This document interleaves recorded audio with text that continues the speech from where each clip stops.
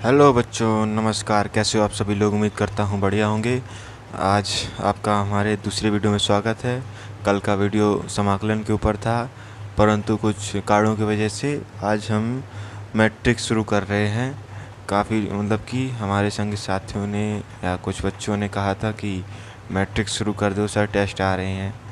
तो ठीक है, तो आज से मैट्रिक्स शुरू करेंगे, मतलब कि बालाजी प्रकाशन की एक्सरसाइज पूरी लगा देंगे। फिर चित्रा प्रकाशन की जब दूसरी बार मौका लेगा तब मैट्रिक्स में चित्रा प्रकाशन की एक्सरसाइज लगेगी। अब कुछ कॉन्सेप्ट्स हैं इसके, तो सवाल के टाइम ही बताते चलेंगे। ये उसी टाइम बता देंगे कि इसमें कौन सा कंसेप्ट लगा है। पहला प्रश्न, इसमें इतनी ज़्यादा टाइम वेस्ट नहीं करेंगे, सीधा पहला प्रश्न लिखना शुरू करेंगे। पहला प्रश्न क्या कह रहे हैं? यदि एक आव्यूह में 5 पंक्तियाँ तथा प्रत्येक पंक्ति में 3 अवयव हैं तो उस आव्यूह का क्रम ज्ञात कीजिए। यदि एक आव्यूह में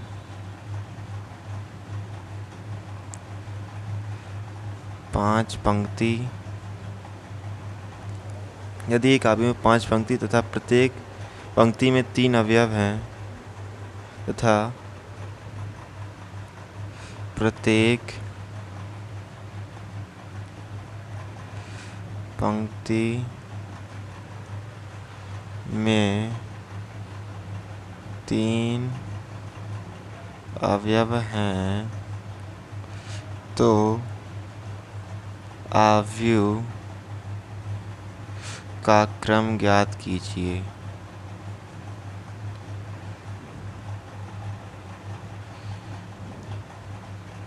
आव्यूह का क्रम ज्ञात कीजिए। अब यहाँ पर आता है पंक्ति और अवयव और स्तंभ। यहाँ पर पंक्ति और स्तंभ के बारे में जान लेते हैं। देखिए, R1, R2, R3, C1, C2, C3, ये जो खड़े खड़े होते हैं ऊर्ध्वाधर, इनको स्तंभ कहते हैं। C बराबर स्तंभ। और यहाँ पर जो ये पंक्ति, ये लेटी क्षैतिज हैं, ये R बराबर पंक्ति हैं। ये आपको चीज़ नहीं याद रखनी है। यहाँ पर ये चीज़ आप ये देखिए, पहला कंसेप्ट ये निकला, जो ये खड़े खड़े होते हैं यानी कि ऊर्ध्वाधर होते हैं, इनको स्तंभ बोलते हैं, और जो ये क्षैतिज होते हैं इन्हें पंक्ति बोलते हैं। अब ये क्या कह रहा है? एक आव्यूह में 5 पंक्ति तथा प्रत्येक पंक्ति में 3 अवयव हैं। तो यहाँ पर देखिए पंक्ति कितनी है? 5 हैं। तो जैसे कि मान लीजिए पंक्ति है, माना कोई पंक्ति है जैसे कि C1, C2, C3, C4, C5, ये 5 पंक्तियाँ हैं। सॉरी, ये कॉलम बना दी। R1, R2, R3, R4, R5 पंक्तियाँ हैं। और कह रहे हैं यदि एक आव्यूह में 5 पंक्तियाँ तथा प्रत्येक पंक्ति में 3 अवयव हैं तो अब मान लीजिए प्रत्येक, ये एक पंक्ति ये रही, दूसरी, तो इसमें एक पंक्ति में 3 अवयव क्षैतिज दिशा में भरे जाएंगे। तो यहाँ पर A1, A2, A3, A4, A5, A6, A7, A8, A9, A10, A11, A12, A13, A14, A15, ये यहाँ पर एक पूरी एक साड़ी आव्यूह बनकर तैयार हो गई है। देखिए यहाँ पर। तो इस आव्यूह का क्रम क्या है? क्रम क्या होता है कि पंक्ति गुणा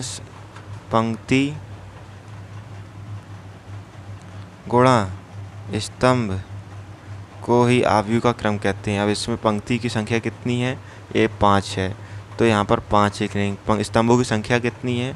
3, 1 2 3 है। देखिए 3 ही स्तंभ है, तो गुणा 3, तो बराबर पंक्ति का क्रम हो गया 5 गुणा 3। आंसर, पहला सॉल्यूशन यही है। आइए अगला सवाल देखते हैं। अगला सवाल क्या कह रहा है? यदि एक आव्यूह में पहले का ये ए पार्ट था, अब बालाजी प्रकाशन के हिसाब से पहले का बी पार्ट देखते हैं।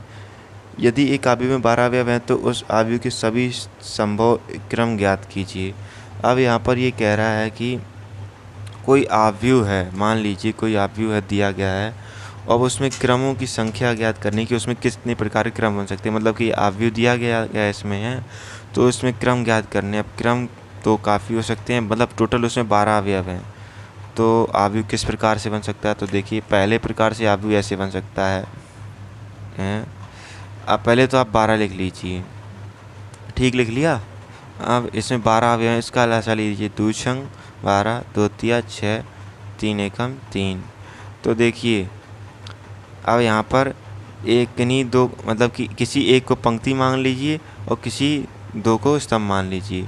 तो यहाँ पर देखिए हम मानते हैं इसको पंक्ति मांगते हैं, इसको स्तंभ मानते हैं। तो 2 गुणा द्वितीया 6, फिर ठीक एक ये आप भी हो जाएगा। 2 गुणा 2 और गुणा 3, 4 गुणा 3, एक ये आप भी हो जाएगा।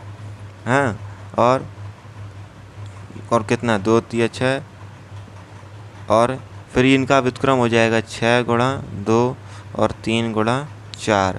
मतलब कि इससे टोटल कितने प्रकार के आव्यूह संभव हैं।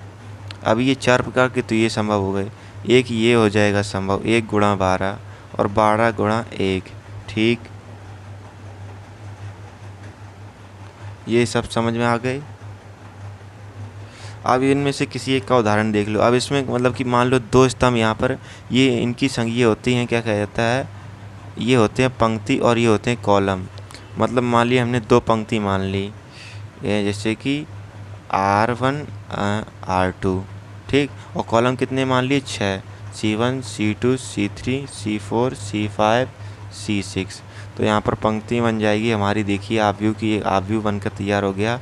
A11 A12 A13 A14 A15 A16 A21 A22 A23 A24 A25 A26।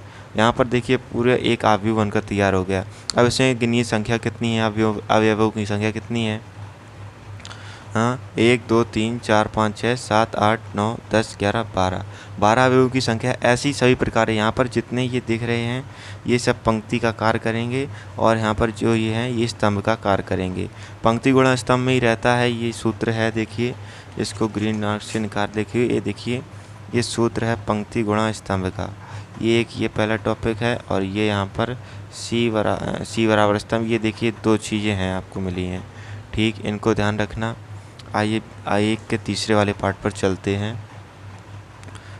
इसका सी वाला पार्ट है, यदि एक आव्यूह में 5 अवयव हैं तो इस अवयव के सभी क्रम ज्ञात कीजिए।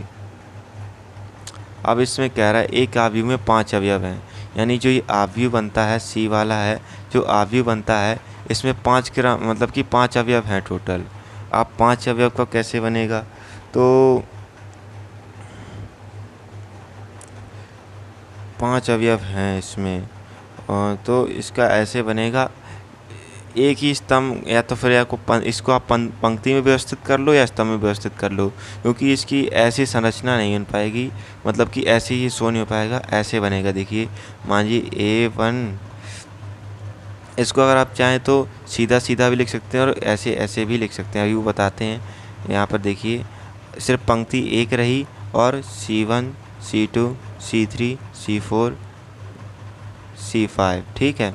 A11 A12 A13 A14 A15, तो ये आव्यूह ऐसा बन गया। A11 A12 A13 A14 A15, और एक आव्यूह ऐसा बन जाएगा यहाँ पर। ये सीधा ऊर्ध्वाधर लाइन खींचेंगे, A11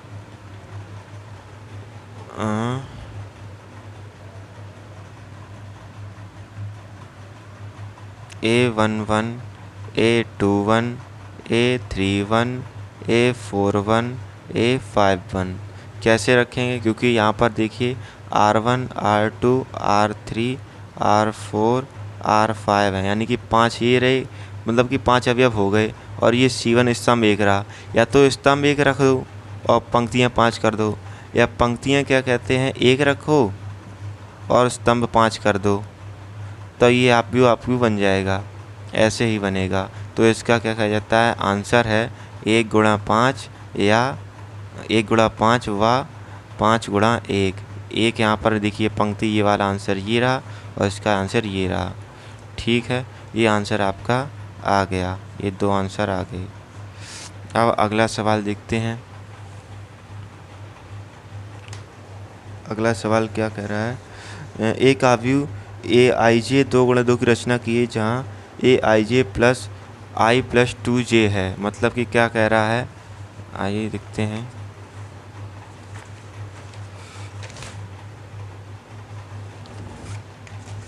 अब अगला क्वेश्चन क्या कह रहा है, देखिए एक आव्यूह है, मतलब कि जो कोई आव्यूह दिया गया है उसकी रचना करनी है, गिवन दैट। दूसरा क्वेश्चन है, लिखना है यहाँ पर गिवन दैट क्या दिया है, देखते हैं। ए आई जे 2 × 2 दिया गया है, ठीक है, और इसकी रचना करनी है। और जहाँ ए आई जे बराबर कितना दिया गया है, आई प्लस 2 जे। अब इसको बनाएंगे कैसे, अभी यहाँ पे हमको पता है कि इसमें 2 × 2 यानी कि इसमें पंक्ति की संख्या भी 2 रहेगी और स्तंभों की संख्या भी 2 रहेगी। तो यहाँ पर पंक्ति मानी जाती हैं, ये हमेशा मानी जाती हैं A11 A12। A1 बोले तो ये पहली पंक्ति पहला स्तंभ, पहली पंक्ति दूसरा स्तंभ। ये देखिए R1 C1 C2 R1 R2, पहली पंक्ति तो चल ही रही है, C1 यानी पहला स्तंभ, पहली पंक्ति चली, C2 यानी दूसरा स्तंभ। ये आखिरी की संख्या स्तंभ की दिखाती है पहली वाली पंक्ति को, ठीक है। और फिर नीचे आ जाएंगे, दूसरी पंक्ति पहला स्तंभ, फिर दूसरी पंक्ति दूसरा स्तंभ A22। अब यहाँ पर आपको देखिए ए आई और जे के मान यहीं से मिल गए। जब आई बराबर 1, जे बराबर 1 हो तब ये समीकरण 1 मान लीजिए, इसमें मान आई का मान रखिए, तो A11 बराबर 1 + 2 × 1 बराबर 3, ठीक। अब A12 रखेंगे, आई की जगह 1 प्लस और जे की जगह 2 बराबर 5। अब A13 रखेंगे, ए की जगह 1 प्लस जे की जगह 2 × 3 बराबर 6 और 1 7। 13 निकाल क्यों रहे हैं, 13 तो है ही नहीं। अब यहाँ देखिए गलत निकाल दिया, तो इसको काटेंगे, क्योंकि दो ही पंक्ति मतलब कि 2 ही स्तंभ तक तो निकालना है, तीसरा स्तंभ है ही नहीं। अब यहाँ पे फिर से दूसरी पंक्ति में आ जाएगी, तो A21। अब यहाँ पर आई का मान 2 रखेंगे प्लस जे का मान क्या मतलब कि 1 रखेंगे, 1 × 2। यहाँ पर देखिए जे का मान 1 रखा तो आ गया 2 + 2 4, ठीक है। अब A22 का मान कितना निकालेगा, तो यहाँ पर 2 रखेंगे प्लस 2 × 2 हो जाएगा, 2 दूनी 4 और 2 6 हो जाएगा। अतः आपका आव्यूह बना है। आव्यूह को हमेशा A बराबर करके लिखते हैं। आव्यूह बना है, A11 की जगह कितना लिखा 3, यहाँ पर रखेंगे 3। A12 की जगह क्या निकला है 5, तो यहाँ पर रखेंगे 5। A21 की जगह देखिए यहाँ पर 4 निकला, 4 लिखेंगे। और A22 की जगह क्या निकला है 6। ये लीजिए आपका आव्यूह बनकर तैयार हो गया। ये रहा आपका आंसर, ये है आपका आव्यूह। सिंपल सा है, ज़्यादा कुछ था नहीं इसमें, नॉर्मल सा सवाल है, ज़्यादा कुछ कठिन भी नहीं है। अब अगला सवाल देखेंगे। अगला क्वेश्चन क्या है, इसमें तीसरा क्वेश्चन है, तीसरा बढ़िया क्वेश्चन है। देखिए तीसरा क्वेश्चन है, हाँ, यदि x, ये एक आव्यूह दिया गया है, x 3x - y, और फिर यहाँ पे है 2x + z, और यहाँ पर है 3y - ओमेगा। ये एक आव्यूह है, ठीक है। अब इस आव्यूह को करना क्या है हम लोगों को, इसके बराबर में भी कुछ दिया गया, एक और आव्यूह दिया गया। ये दोनों आव्यूह बराबर हैं, 3 2 4 7, ये दोनों आव्यूह बराबर हैं, मतलब कहा गया है। तो क्या किनके मान ज्ञात करने हैं, x का मान ज्ञात करना है, y का मान ज्ञात करना है, और ओमेगा का मान ज्ञात करना है, z का मान ज्ञात करना है। ये चारों मान ज्ञात करने हैं। अब इसको कैसे सॉल्व करेंगे, बहुत ही सिंपल सवाल है, बस थोड़ा सा देखते रहिए।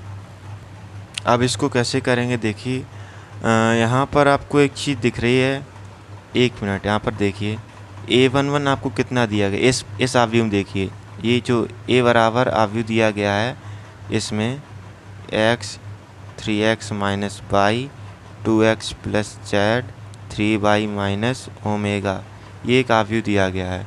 इसमें a11 कितना है बराबर x है, a12 कितना है बराबर 3x माइनस वाई है हैं, और इधर पे a21 कितना है 2x प्लस जेड, और a22 कितना है 3y माइनस ओमेगा। अब यहाँ पर ये देखिए समझाने के लिए इतना बड़ा कर रहे हैं, वरना आपको सीधे डायरेक्ट करना है। अब इस आव्यूह में देख लीजिए, ये जो आव्यूह बनाई है यहाँ पर 3 2 4 7, a11 कितना है 3, a12 कितना है 2, a21 कितना है 4 और a22 कितना है 7। अब यहाँ पर तुलना कर दीजिए, देखिए समान पद हैं तो उनकी तुलना कर दीजिए। तो a11 बराबर x, a11 की जगह क्या रख देंगे 30, तो x बराबर आपका आ जाएगा, x बराबर आपका आ जाएगा 3। पहला आंसर ये आया। जब a12 बराबर 2 है, a12 का मान कितना है 3x माइनस वाई बराबर 2। ठीक, x का मान हमको पहले से ही पता है, यहाँ पर x का मान इस जगह रखेंगे तो 3 गुणा 3 माइनस वाई बराबर 2, यानी 3 त्रिका 9, यानी 3 3 9 माइनस 2 बराबर 2 बराबर वाई। वाई इधर का प्लस का है, 2 इधर है माइनस का हो गया, या वाई बराबर 9 में से 2 कितने बचे 7, वाई बराबर निकला 7। अब यहाँ पर देखिए तीसरी इक्वेशन है a21 और का बराबर दिया गया है 2x प्लस जेड और a21 बराबर 4, इन दोनों को बराबर करेंगे 2x प्लस जेड बराबर 4। x का मान देखिए 3 है तो 2 गुणा 3 प्लस जेड बराबर 4, 6 प्लस जेड बराबर 4। जेड बराबर यहाँ पर देखिए माइनस का 4 माइनस 6, जेड बराबर आपका आ गया है 4 में से 6 के कितने माइनस के 2। ठीक, अब यहाँ पर आ जाइए a22 बराबर a22, दोनों पद बराबर कर दिए, यहाँ पर 7 लिखिए, यहाँ पर 3y माइनस ओमेगा। ठीक है, अब यहाँ पर y का मान देखिए हमको अभी निकाले हैं 7 आया है, तो 7 बराबर 3 गुणा 7 माइनस ओमेगा, ओमेगा बराबर 21 माइनस 7। अब देखिए आंसर कितना आया आपका, यहाँ पर देखिए कितना आया आपका, यहाँ पर आपका आया है इसमें से एक गई 7 4 11 4 और 1 14, आपका आंसर आ गया ओमेगा बराबर। तो आपके कुल टोटल आंसर आए हैं, ये यहाँ पर आया है x बराबर आपका आया है कितना, x बराबर आपका आया है कहाँ, x बराबर आया है 3, y बराबर आया है 7, z बराबर आया -2 और ओमेगा बराबर आया है 14। अब यहाँ पर देख लीजिए, अब आपको ये सब करने का ज़रूरत नहीं है, सिर्फ डायरेक्ट आपको दिया गया है इसकी तुलना कर दीजिए, जो पद है उसकी तुलना आपस में कर 3x माइनस वाई बराबर 2 कर देना, कोई भी संख्या हो अलग कुछ मान हो कर देना, और 2x प्लस जेड बराबर 4 कर देना, मतलब कि इस जगह कुछ और हो उसको बराबर कर देना, मतलब कि जो समान पद ही हैं समान अवयव हैं उस स्थान पर समान स्थानीय अवयव को समान कर देना, आंसर आ जाएगा। अभी देखिए जो अगला सवाल आया है ये योग का सवाल है, मतलब कि इससे अक्सर सवाल पूछे जाते हैं योग के। अब ये सिंपल योग है, इसके बाद कठिन योग आएगा। तो देखिए सवाल क्या है, चौथा वाला है, तीसरा लग चुका है। a प्लस बी का मान ज्ञात कीजिए, जब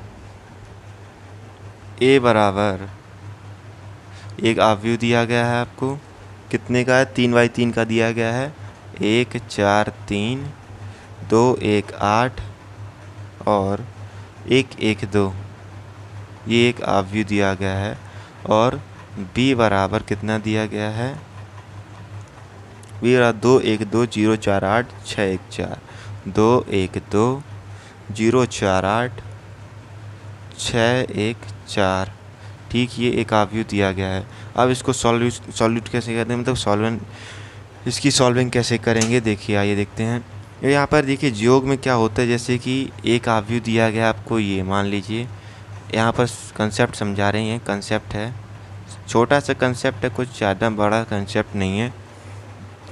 यहाँ पर कोई आव्यूह है, दो ही पद लेंगे, 2/2 का आव्यूह, A11 A12 A21 A22, ठीक है। और इसका मतलब कि योग करना है इसको आपके साथ, B11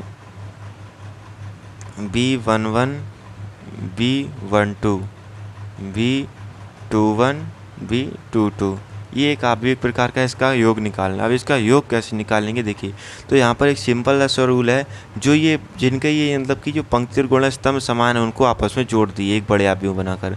तो इसको आप बड़े आव्यूह में कैसे लिखेंगे, बराबर करके बड़े आव्यूह में लिखेंगे A11 plus A12 A11 plus A12 bracket में अंदर। फिर इसके आगे अगला पॉइंट आएगा A12 प्लस B12, ठीक। अब इसके ठीक नीचे आ जाइए A21 plus B21 A21 plus B21,